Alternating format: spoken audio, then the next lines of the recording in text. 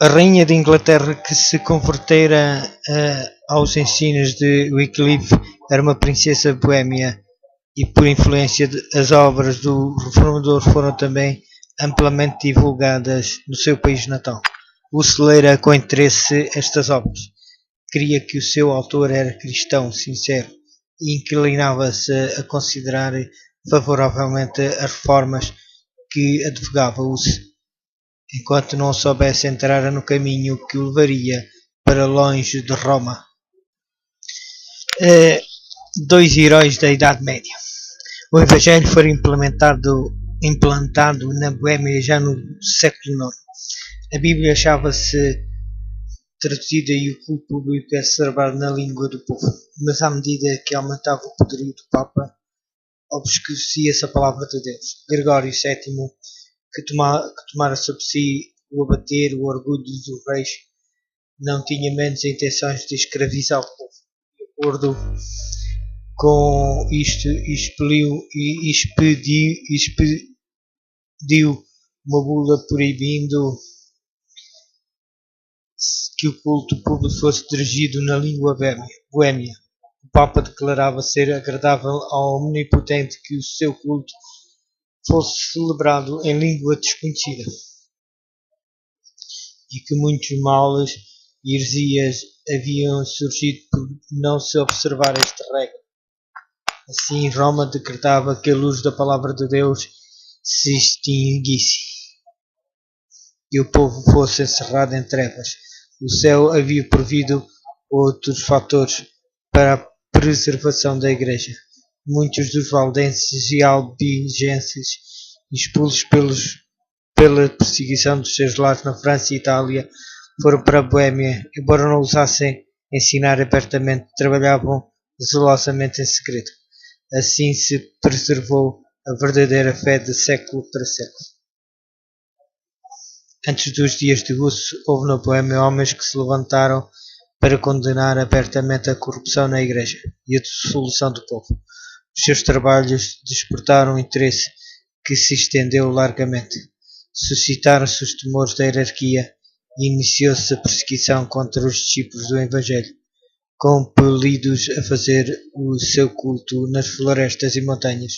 Os soldados davam-lhe caça e muitos foram mortos. Depois de algum tempo, decretou-se que todos que se afastassem do culto romano deviam ser queimados. Mas enquanto os cristãos rendiam a vida, olhavam à frente para a vitória da sua causa. Um dos que ensinava que a salvação só se encontra pela fé no Salvador crucificado declarou ao morrer: a fúria dos inimigos da verdade agora prevalece contra nós, mas não será sempre. Levantar-se-á dentre nós, dentre o povo comum, sem espada nem autoridade, e contra ele não poderão prevalecer. O tempo de Lutero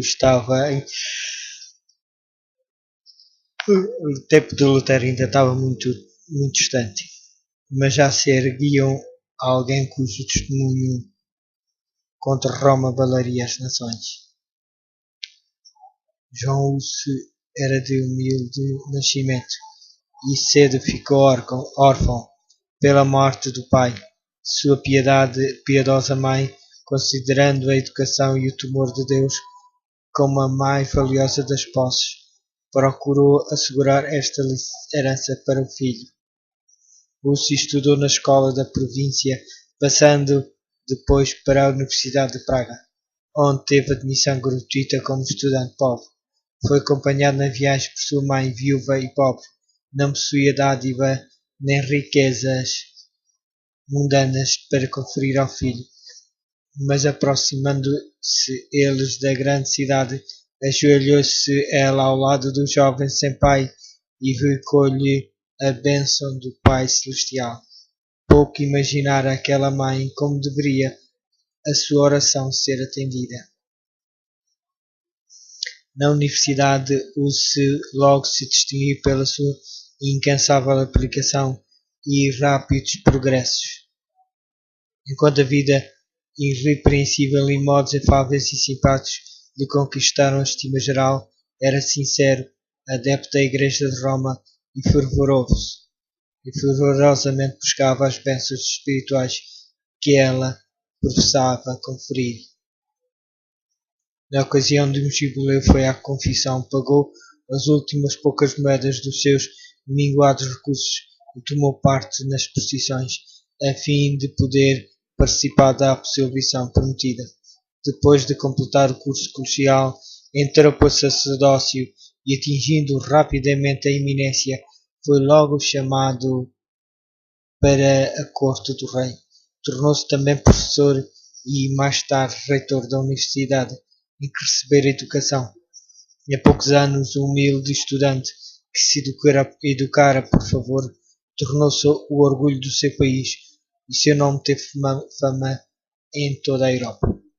Foi, porém, em outro campo que começou a obra da reforma. Vários anos após ter recebido a ordenação sacerdotal, foi nomeado pregador da Capela de Belém. O fundador desta capela defendera como assunto de grande importância a pregação das Escrituras na língua do povo. Apesar da oposição de Roma a esta prática, não se interrompeu ela completamente na Boêmia. Havia, porém, grande ignorância das Escrituras e os piores vícios prevaleciam entre o povo. De todas as classes, se denunciou largamente estes males, apelando para a palavra de Deus, a fim de encarar os princípios da verdade e pureza que ele pregava. Um cidadão de Praga, Jerónimo, que depois se tornou intimamente ligado a Hus, trouxera consigo, ao voltar da Inglaterra, os escritos de João Wycliffe. A rainha de Inglaterra, que se convertera aos ensinos de João Wycliffe, era uma princesa boêmia e, por sua influência, as obras do reformador foram também amplamente divulgadas no seu país natal. Arautos de uma era melhor. Pois levou muitos à Sagrada Escritura, a João Wycliffe, a fim de saberem por si mesmos a verdade, resultando que de todos os outros era o menos desejado de Roma. A mente dos homens foi dirigida para a fonte da verdade, que Roma tinha por objetivo ocultar. João Wycliffe começou a escrever e publicar folhetos contra os frates, porém não tanto procurando entrar em discussão com eles, como despertando o espírito do povo para os ensinos da Bíblia e do seu autor.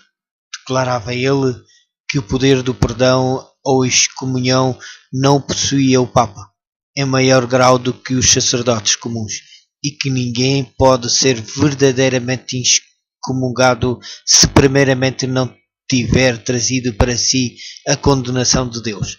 De nenhuma outra maneira mais eficaz poderia ele ter empreendido a demolição da gigantesca estrutura de domínio espiritual e temporal que o Papa erigira e em que a alma e o corpo de milhões de pessoas se achavam retidos em cativeiros.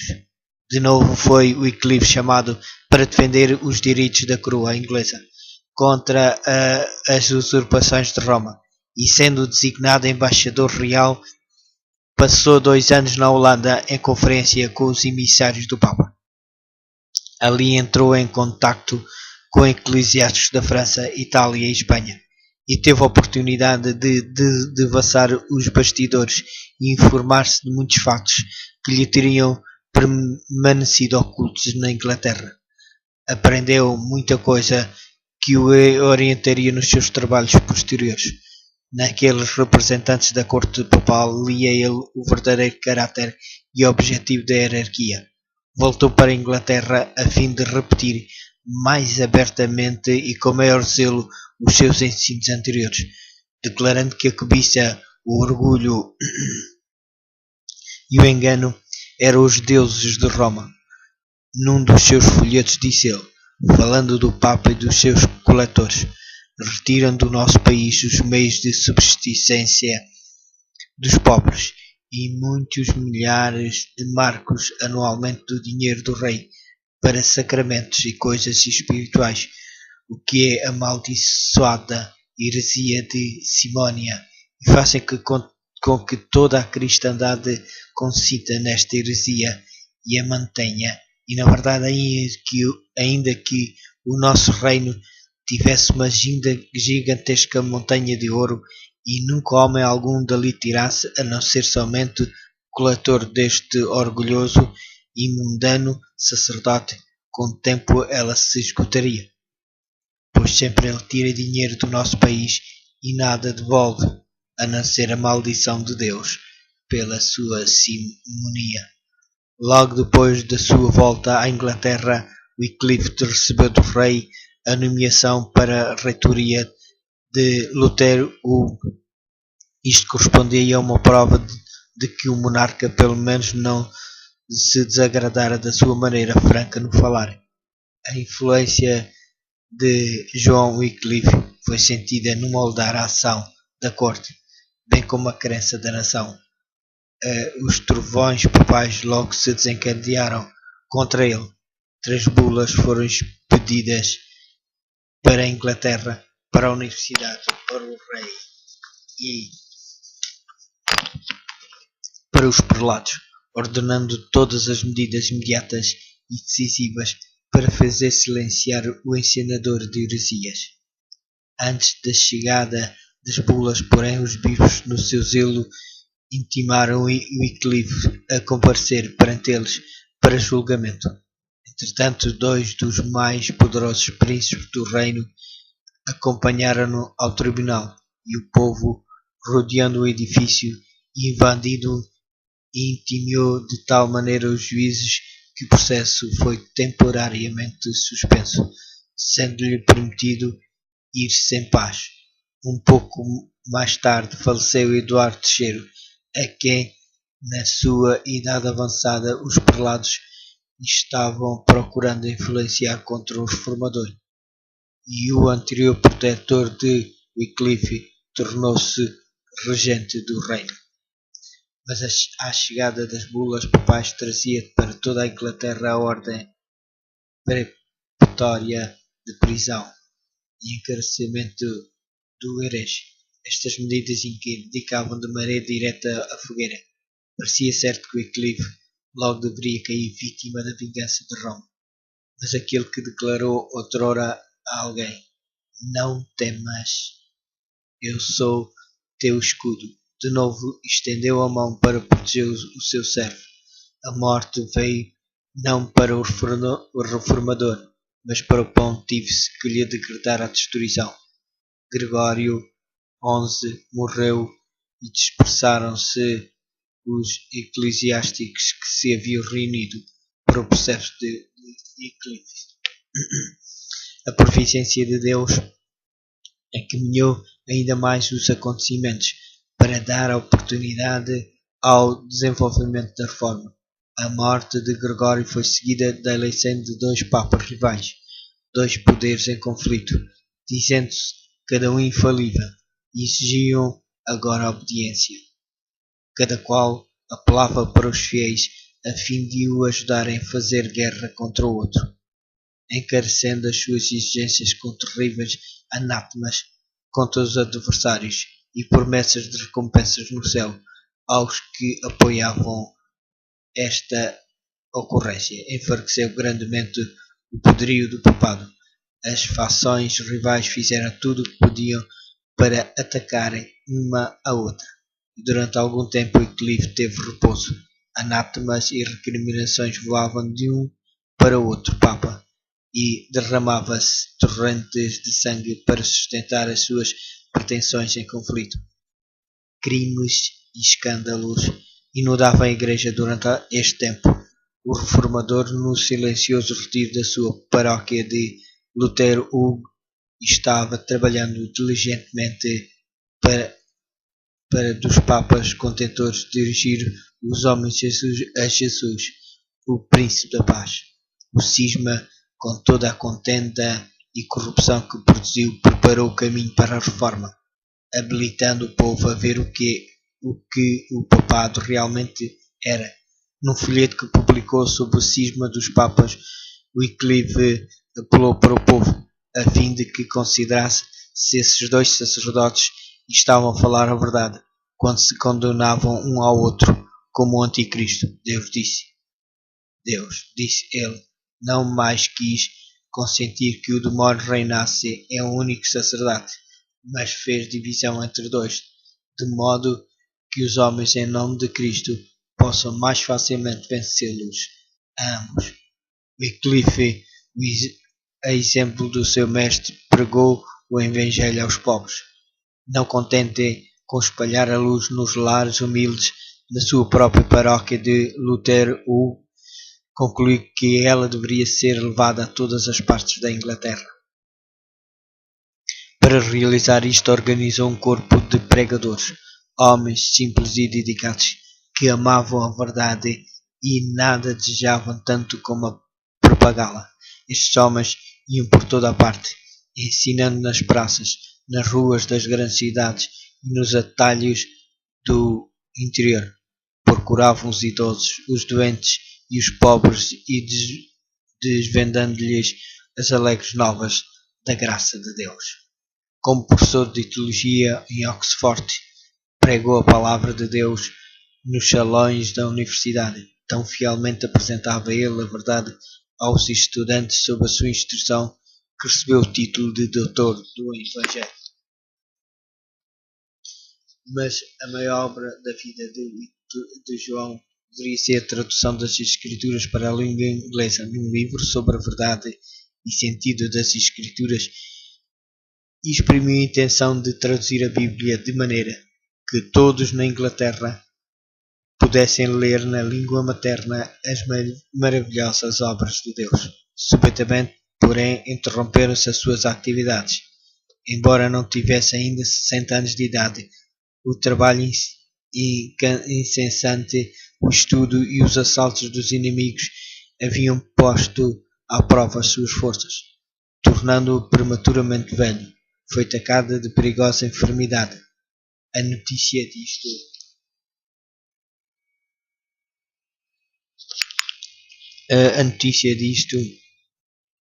subitamente peço desculpa. O trabalho incessante foi atacado por gajos. A notícia disto proporcionou grande alegria aos frades. Pensavam então que se arrependeria amargamente do mal que tinha feito à igreja e precipitaram-se para o seu quarto, para lhe ouvir a confissão. Os representantes das 4 ordens religiosas, com 4 oficiais civis, reuniram-se ao redor do suposto moribundo. Tendes a morte nos vossos lábios, diziam. Comovei-vos com as vossas faltas e retratai na nossa presença tudo o que disseste para ofensa nossa. O reformador ouviu, em silêncio. Mandou então que o seu assistente o levantasse no leito e, olhando fixamente para eles, enquanto permaneciam esperando a retratação naquela voz firme e forte que tantas vezes os havia feito tremer, disse: não hei de morrer, mas viver, e novamente denunciar as más ações dos frades. Espantados e confundidos, saíram os monges apressadamente do quarto. Cumpriu-se a palavras de João. Viveu a fim de colocar nas mãos dos seus compatriotas a mais poderosa de todas as armas contra Roma, isto é, dar-lhe a Sagrada Escritura, o meio indicado pelo céu para libertar e esclarecer e evangelizar o povo. Muitos e grandes obstáculos havia a vencer na realização desta obra. João achava-se sobrecarregado de enfermidade. Sabia que apenas poucos anos lhe restavam para o trabalho. Via a oposição que teria de enfrentar, mas animado pelas promessas da palavra de Deus, foi avante, sem se intimar de coisa alguma, quando em pleno vigor da sua capacidade intelectuais, rica em experiência, ele fora preservado e preparado por especial providência de Deus para este trabalho. arautos de uma era melhor. O ardoroso e eloquente pregador e a sua vida diária era uma demonstração das verdades que pregava. O seu conhecimento das Escrituras, a força do seu raciocínio, a pureza da sua vida, a sua coragem e integridade inflexíveis conquistaram-lhe estima geral e confiança. Muitas pessoas tinham se tornado descontentes com a sua fé anterior ao ver a iniquidade que prevalecia na Igreja de Roma e saudavam com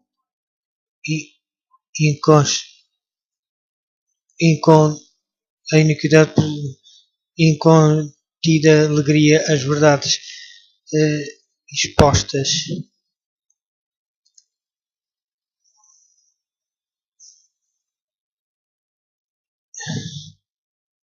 por John Wycliffe, mas os dirigentes papais encheram-se de raiva quando perceberam que este reformador conquistava mais influência que a deles mesmos.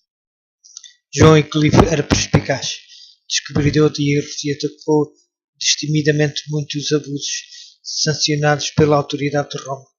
Quando agia como capelão do rei, assumiu ousada atitude contra o paganismo do tributo que o Papa pretendia do monarca inglês e mostrou que a pretensão papal de autoridade sobre os governantes seculares era contrária tanto à razão como à revelação. A exigência do Papa tinha excitado grande indignação e os ensinos de Wycliffe exerceram influência sobre os espíritos dos dirigentes do país. O rei e os nobres uniram-se para negar as pretensões do pontífice à autoridade temporal e na recusa do pagamento do tributo. Deste tarde foi desferido um golpe eficaz contra a supremacia papal na Inglaterra. Arautos de uma era melhor. Outro mal contra o qual o reformador sustentou longa e resoluta batalha foi a instituição das ordens dos frades mendicantes. Estes frades examinavam na Inglaterra, lançando uma nódoa à grandeza e prosperidade da nação. A indústria, a educação, a moral, tudo sentia sua influência debilitante. A vida de ociosidade e mendicidade dos monges não só era grande escoador de recursos do povo, mas lançava o desdém ao trabalho útil. A juventude desmoralizava-se e corrompia-se pela influência dos frades. Muitos eram induzidos a entrar para claustro e a dedicar-se à vida monástica. Isto não era sem consentimento dos pais, mas mesmo sem o seu conhecimento e contra as suas ordens. Um dos primitivos padres da Igreja de Roma, insistindo sobre as exigências do monarquismo acima das obrigações do amor e dever filial, declarou: ainda que teu pai se encontrasse deitado diante da tua porta chorando e lamentando, e tua mãe te mostrasse o corpo que te carregou e os seios que te nutriram, tê-lo-ás de pisar a pés e ir avante diretamente a Cristo. Por esta monstruosa desumanidade, como mais tarde Lutero a denominou, que cheira mais a lobo e a tirano do que a cristão ou homem de Deus, empreenia-se o coração dos filhos contra os pais. Assim, os dirigentes papais, como os fariseus de outrora, tornavam-se a efeito os mandamentos de Deus com a sua tradição. Assim se desolavam lares e os pais ficavam privados da companhia dos filhos e das filhas. Mesmo os estudantes das universidades eram enganados pelas falsas representações dos monges e induzidos a unir-se às suas ordens.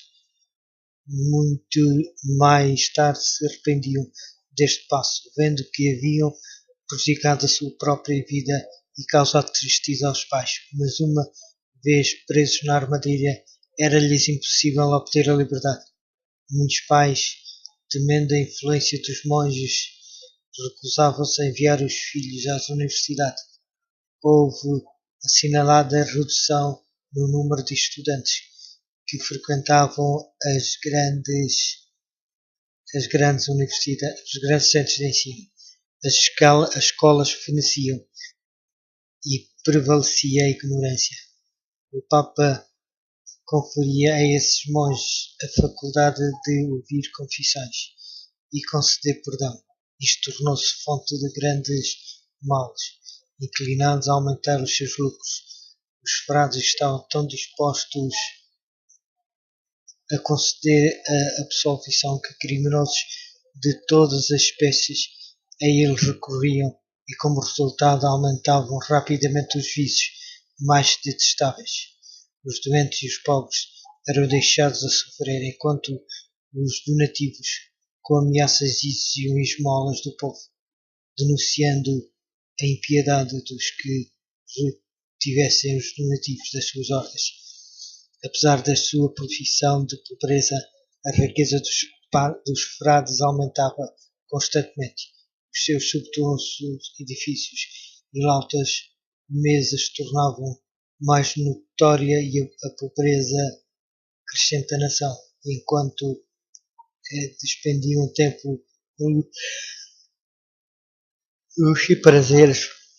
Enviavam em seu lugar homens ignorantes que apenas podiam narrar histórias maravilhosas, lendas, pilharias para divertir o povo e dele fazer ainda mais completamente o iludido dos monges. Contudo, os frades continuavam a manter o domínio sobre as multidões supersticiosas e a levá-las a crer que todo o dever religioso se resumia a reconhecer a supremacia do Papa, adorar os santos e fazer donativos aos monges, e que isto era suficiente para lhes garantir lugar no céu. Alguns homens de saber e piedade haviam trabalhado em vão para efetuar uma reforma nessas ordens monásticas. João Euclídeo, porém, com intuição mais clara, feriu o mal pela raiz, declarando que a própria organização era falsa e que deveria ser abolida. Disputavam-se discussões e indagações, atravessando os monges do país, vendendo perdões do Papa. Muitos foram levados a duvidar da possibilidade de comprar perdão com dinheiro e suscitaram a questão se não deveriam antes buscar de Deus o perdão em vez de buscá-lo do Pontífice de Roma. Não poucos se alarmavam com a rapacidade dos frades, cuja avidez parecia nunca ser satisfeita. Os monges e sacerdotes de Roma, diziam eles, estão-nos comendo como um cancro. Deus nos deve livrar, ou o povo perecerá. Para encobrir a sua avareza, pretendiam os monges, medicante, seguir o exemplo do Salvador, declarando que Jesus e os seus discípulos haviam sido sustentados pela caridade do povo.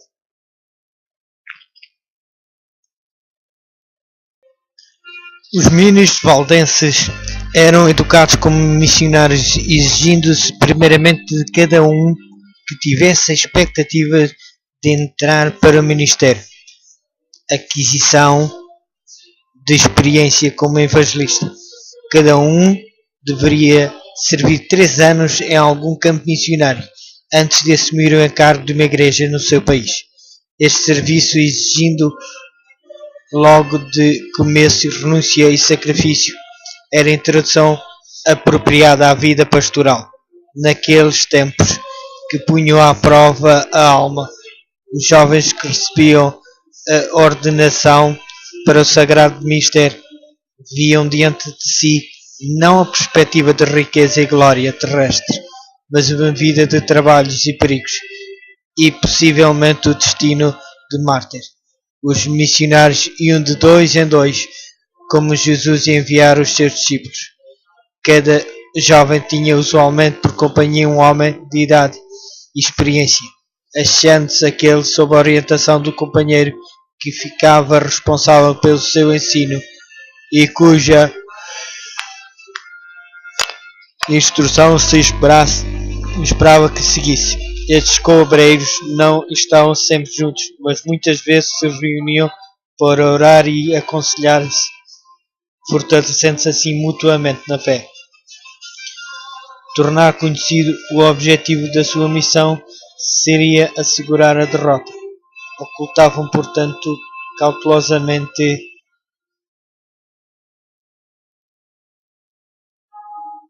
o seu verdadeiro caráter. Cada ministro possuía conhecimento de algum ofício ou profissão, e os missionários prosseguiam na sua obra sob a aparência de vocação secular. Usualmente escolhiam a de mercador ou vendedor ambulante. Levavam sedas, joias e outros artigos que naquele tempo não se compravam facilmente, a não ser em mercados distantes, e eram bem recebidos como negociantes, onde teriam sido repelidos como missionários. Em todo o tempo o seu coração se levantava a Deus, rogando sabedoria, a fim de apresentar um tesouro mais precioso do que ouro ou joia. Levavam secretamente consigo exemplares da Sagrada Escritura, no todo ou em parte. Quando se apresentava a oportunidade, chamava a atenção dos fregueses para os manuscritos. Muitas vezes assim se deparava o interesse de ler a palavra de Deus e de bom gosto, grado, deixava alguma porção aos que a desejavam receber. A obra destes missionários começara nas planícies e vales ao pé das suas próprias montanhas, mas estendia-se muito além destes limites. Descalços e com vestes singelas e poentas da jornada, como eram as do seu mestre, passavam por grandes cidades e penetravam em longínquas terras. Por toda a parte espalhavam a preciosa verdade. Surgiam igrejas no seu caminho, e o sangue dos mártires testemunhava da verdade. O dia de Deus revelara rica messe de almas enceleradas pelos labores destes homens fiéis. Velada e silenciosa, a palavra de Deus rompia caminho através da cristandade e tinha alegre acolhida nos lares e nos corações. Para os valdenses, não eram as Escrituras simplesmente o registro do trato de Deus para com os homens no passado e a revelação das responsabilidades e deveres do presente, mas o desvendar dos perigos e glórias do futuro. Acreditavam-se que o fim de todas as coisas não estava muito distante. Estudando a Bíblia com oração e lágrimas, mais profundamente se impressionavam com as suas preciosas declarações e com o dever de tornar conhecidas aos outros as suas verdades. Salvador. Viam o plano da salvação claramente revelado nas páginas sagradas e encontravam conforto, esperança e paz crendo em Jesus. Quando a luz lhes iluminava o entendimento e lhes alegrava o coração, anelavam derramar os seus raios sobre os que se achavam nas trevas do erro papal. Viam que, sob a direção do Papa e sacerdotes, as multidões de crentes se esforçavam por obter perdão, afligindo o corpo por causa do pecado da alma, ensinadas a confiar nas boas obras para se salvarem, e estavam sempre a olhar para si mesmas, ocupando a mente com a sua condição pecaminosa, vendo-se expostas à ira de Deus, afligindo alma e corpo, não achando contudo alívio.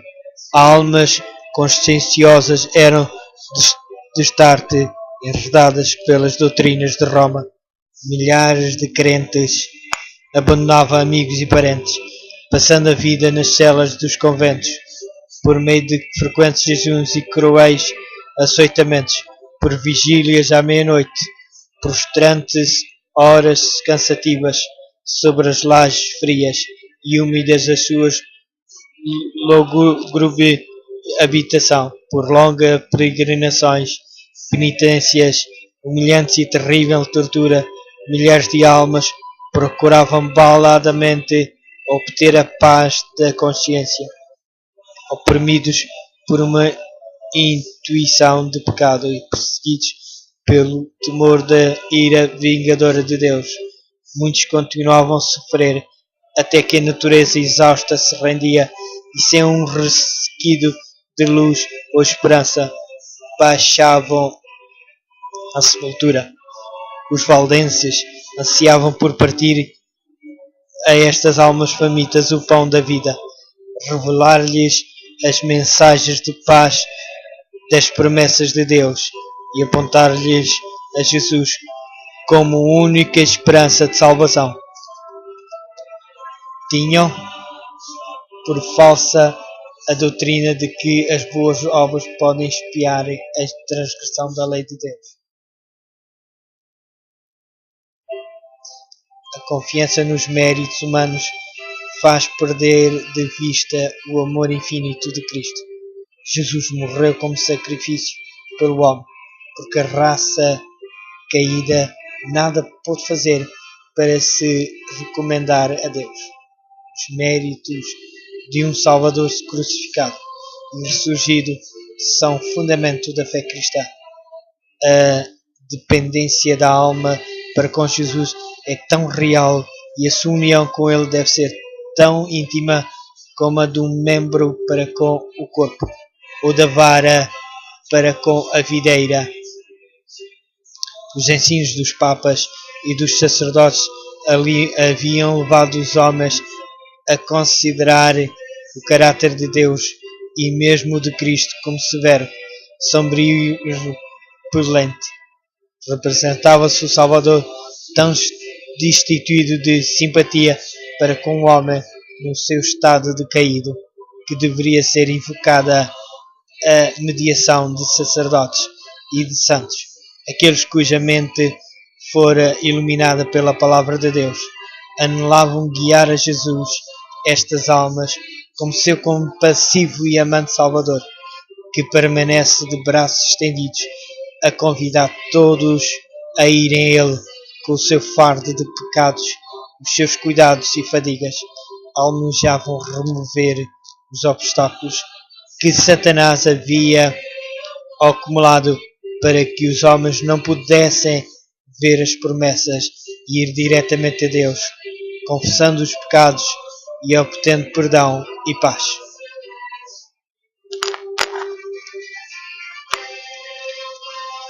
Ardorosamente desvendando o missionário valdense as preciosas verdades do Evangelho ao espírito inquiridor, citava com precaução as expressões cuidadosamente copiadas das Escrituras. A sua máxima alegria consistia em infundir esperança.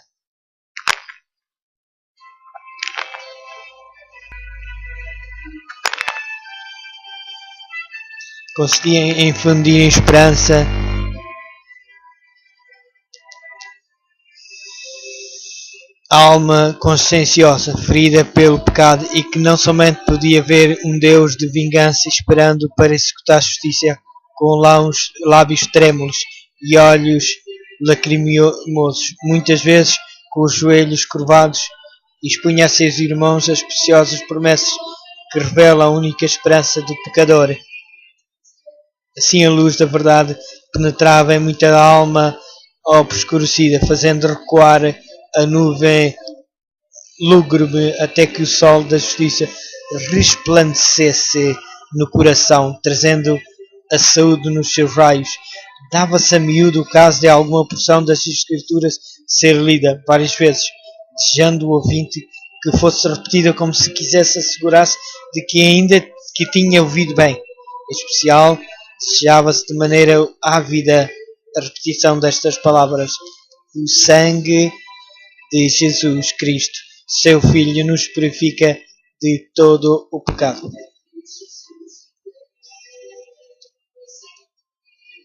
Como Moisés levantou a serpente no deserto, assim importa que o Filho do Homem seja levantado, para que todo aquele que nele crê não pereça, mas tenha a vida eterna. Muitos não se iludiam em relação às pretensões de Roma. Viam quão vão é a mediação de homens ou anjos a favor do pecado.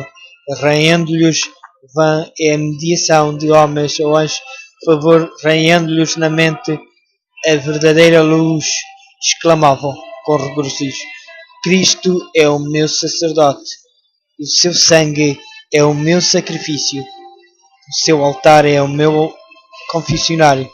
Confiavam-lhe inteiramente os méritos de Jesus, repetindo as palavras: sem fé é impossível agradar-lhe.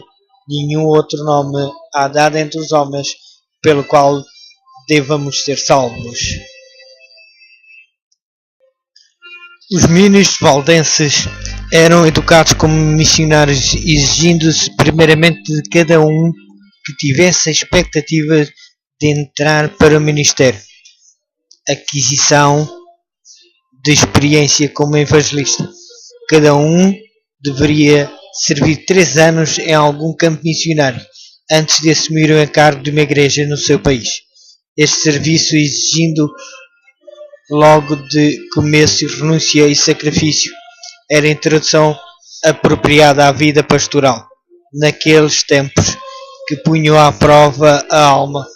Os jovens que recebiam a ordenação para o sagrado ministério viam diante de si não a perspectiva de riqueza e glória terrestre, mas uma vida de trabalhos e perigos, e possivelmente o destino de mártir. Os missionários iam de 2 em 2, como Jesus ia enviar os seus discípulos. Cada jovem tinha usualmente por companhia um homem de idade e experiência, achando-se aquele sob a orientação do companheiro que ficava responsável pelo seu ensino e cuja instrução se esperava que seguisse. Estes cobreiros não estavam sempre juntos, mas muitas vezes se reuniam para orar e aconselhar-se, fortalecendo-se assim mutuamente na fé. Tornar conhecido o objetivo da sua missão seria assegurar a derrota. Ocultavam, portanto, cautelosamente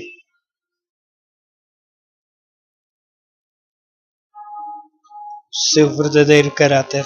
Cada ministro possuía conhecimento de algum ofício ou profissão, e os missionários prosseguiam na sua obra sob a aparência de vocação secular. Usualmente escolhiam a de mercador ou vendedor ambulante.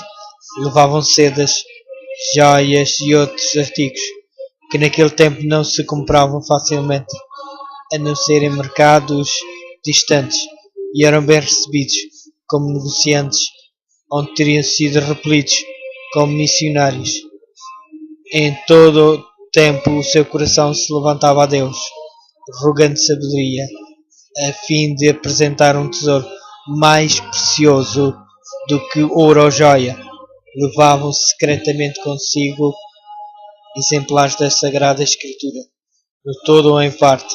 Quando se apresentava a oportunidade, chamava a atenção dos fregueses para os manuscritos.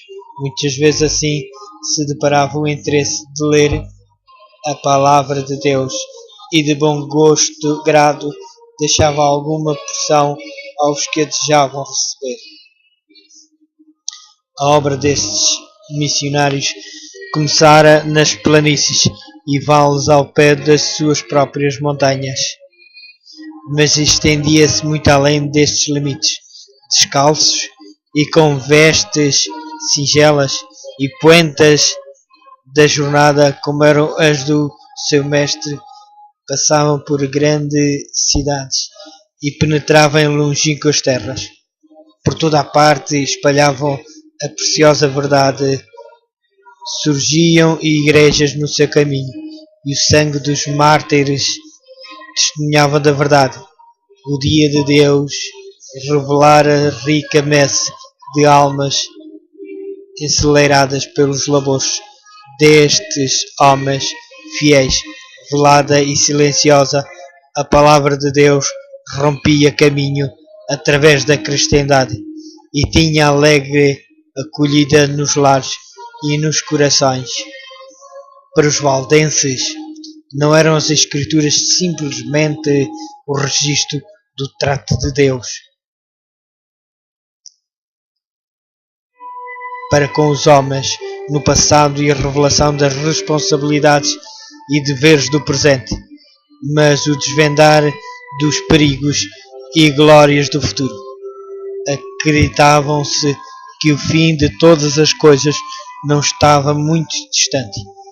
Estudando a Bíblia com oração e lágrimas, mais profundamente se impressionavam com as suas preciosas declarações e com o dever de tornar conhecidas aos outros as suas verdades.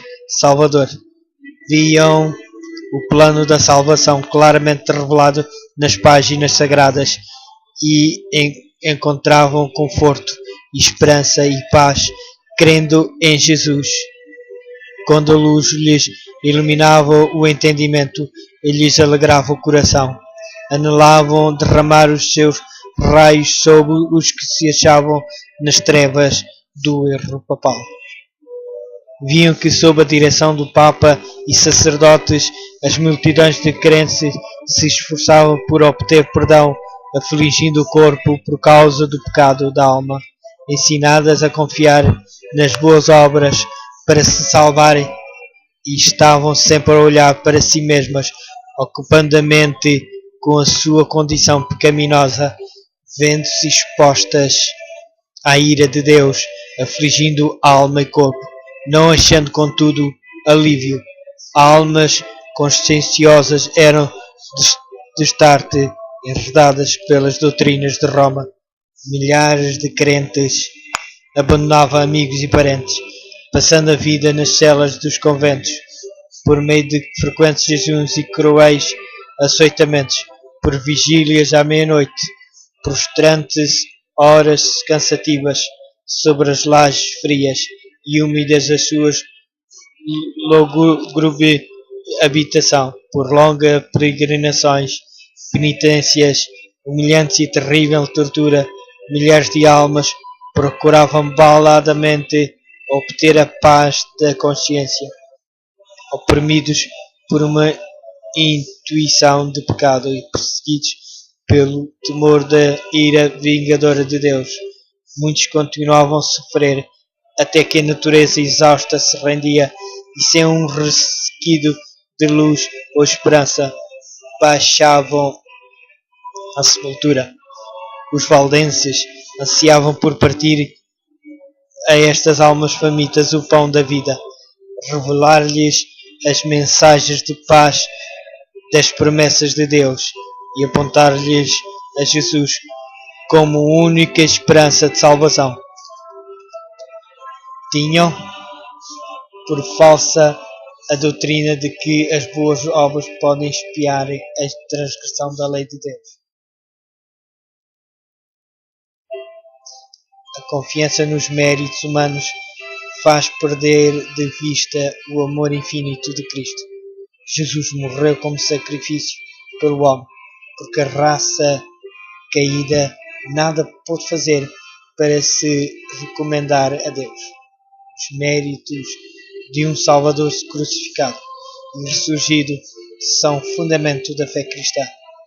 A dependência da alma para com Jesus é tão real e a sua união com Ele deve ser tão íntima como a de um membro para com o corpo, ou da vara para com a videira.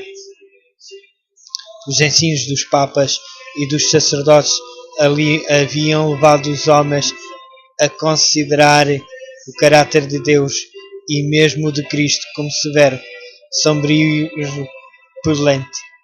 Representava-se o Salvador tão destituído de simpatia para com o homem no seu estado decaído, que deveria ser invocada a mediação de sacerdotes e de santos, aqueles cuja mente fora iluminada pela palavra de Deus, anelavam guiar a Jesus estas almas como seu compassivo e amante Salvador, que permanece de braços estendidos a convidar todos a irem a Ele com o seu fardo de pecados, os seus cuidados e fadigas.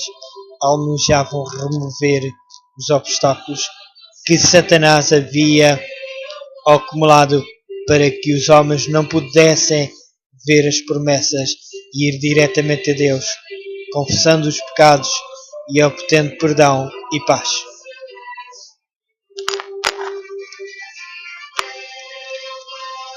Ardorosamente desvendando o missionário valdense as preciosas verdades do Evangelho ao espírito inquiridor, citava com precaução as expressões cuidadosamente copiadas das Escrituras.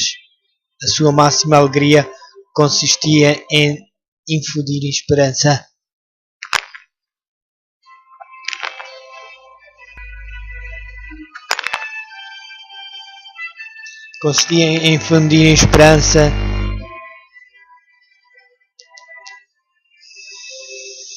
A alma conscienciosa, ferida pelo pecado e que não somente podia ver um Deus de vingança esperando para executar justiça com lábios trêmulos e olhos lacrimosos, muitas vezes com os joelhos curvados, expunha a seus irmãos as preciosas promessas que revelam a única esperança do pecador. Assim a luz da verdade penetrava em muita alma obscurecida, fazendo recuar a nuvem lúgubre até que o sol da justiça resplandecesse no coração, trazendo a saúde nos seus raios. Dava-se a miúdo o caso de alguma porção das Escrituras ser lida várias vezes, desejando o ouvinte que fosse repetida como se quisesse assegurar-se de que ainda que tinha ouvido bem. Em especial, desejava-se de maneira ávida a repetição destas palavras: o sangue de Jesus Cristo, seu Filho, nos purifica de todo o pecado.